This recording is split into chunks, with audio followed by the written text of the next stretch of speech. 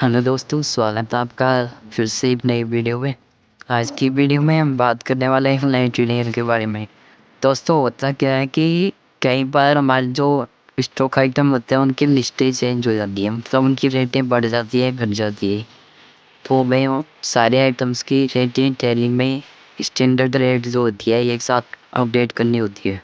Standard rate update करने का जो एक टैली में तरीका है वो है कि हम स्टॉक आइटम को अल्टर करें, उसके बाद सेट स्टैंडर्ड रेट को यस करके और यहाँ पर हम अपनी स्टैंडर्ड रेट है वो सेट कर सकते हैं।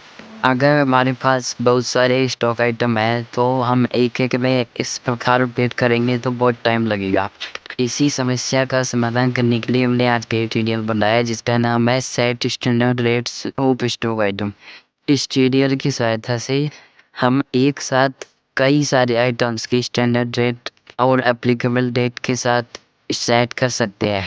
तो चलिए बिना किसी देरी के वीडियो स्टार्ट करते हैं और स्टेप बाय स्टेप प्रोसेस देखते हैं। सबसे पहले आपको गेटवे ऑफ टेली पर Alt प्लस L प्रेस करना है। उसके बाद TDL की लिस्ट में से set standard rate of multiple items वाले TDL को सेलेक्ट करके एंटर प्रेस करना है, जिससे ये एक्टिवेट हो जाएगा। सबसे पहले मैं कुछ स्टॉक आइटम क्रिएट कर लेता हूँ जिनकी स्टैंडर्ड रेट हमारी TDL की सहायता से एक साथ अपडेट करेंगे। आप कितने भी आइटम ले सकते हैं, मैं अभी 3 आइटम क्रिएट कर रहा हूँ।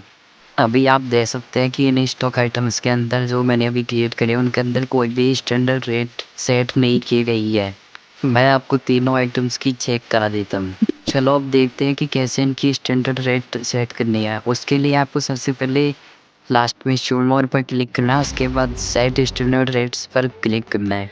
अब आपसे ग्रुप सेलेक्ट करने को बोल रहा है। अगर आपने ग्रुप बनाए हुए हैं तो आपको सेलेक्ट करना है कि आप किस ग्रुप के आइटम्स की स्टैंडर्ड रेट सेट करना चाहते हैं। मैंने सारे आइटम्स प्राइमरी ग्रुप के अंदर बनाए हुए हैं तो मैं प्राइमरी सेलेक्ट कर लूँगा। अब आपको कुछ ऐसा इंटरफेस दिखाई देगा।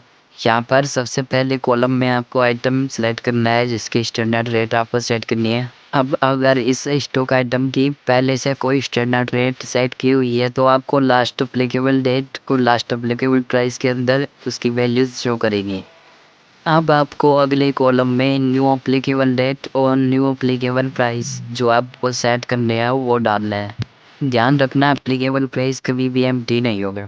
इसी प्रकार आपको जितने आइटम्स के लिए सेट करने उनके लिए सेम तरह से सेट कर सकते हैं। मान लो कि मुझे अभी 3 आइटम्स के सेट करने हैं, उसके बाद आपको सिंपली एक्सेप्ट कर लेना है और आपके स्टैंडर्ड रेट्स आइटम्स में सेट हो जाएंगे। जितने भी आइटम्स की स्टैंडर्ड रेट आप सेट करोगे उनके नेम और लास्ट एप्लीकेबल डेट और लास्ट एप्लीकेबल प्राइस आपको कैलकुलेटर में रिव्यू हो जाएंगे। आप यहाँ से एक बार ही कंफर्म कर सकते हैं। चलो अब चेक करते हैं कि यह स्टैंडर्ड रेट्स स्टॉक आइटम के अंदर अपडेट हुई भी है कि नहीं। उसके लिए आपको अल्टर पर क्लिक करके स्टॉक आइटम सेलेक्ट करके और वो आइटम सेलेक्ट करना है जिसकी स्टैंडर्ड रेट आपने सेट की थी।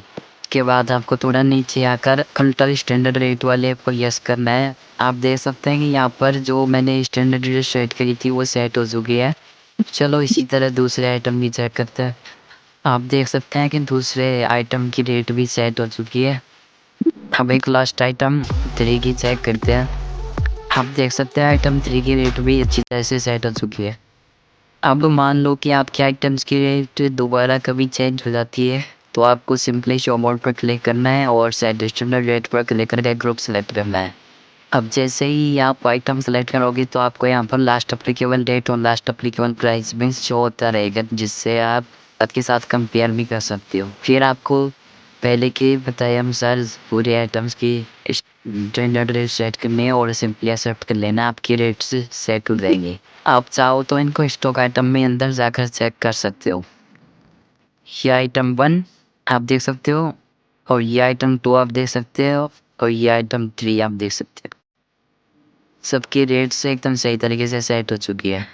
अब आप जब भी वाउचर बनाओगे तो आप जो डेट सेलेक्ट करोगे उस डेट के हिसाब से उस आइटम की रेट स्टैंडर्ड रेट से ऑटोमेटिक फैच हो जाएगी।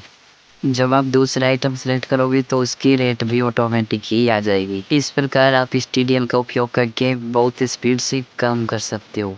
आपको फालतू चीज़ों में टाइम वेस्ट करने की ज़रूरत नहीं पड़ेगी, साथ ही आप घंटों काम कुछ ही मिनटों में कर पाओगे। दोस्तों ये ट्यूटोरियल आपको कैसा लगा कमेंट सेक्शन में ज़रूर बताइएगा और वीडियो को लाइक करके चैनल को सब्सक्राइब ज़रूर कर लेना। अगर आपको ये ट्यूटोरियल चाहिए तो आप हमसे स्क्रीन पर दिए गए नंबर से कॉन्टैक्ट कर सकते हैं। इसके अलावा अगर आपको और कोई ट्यूटोरियल बनवाना हो या मॉडिफाई करवाना हो तो भी आप हमसे कॉन्टैक्ट कर सकते हैं। धन्यवाद।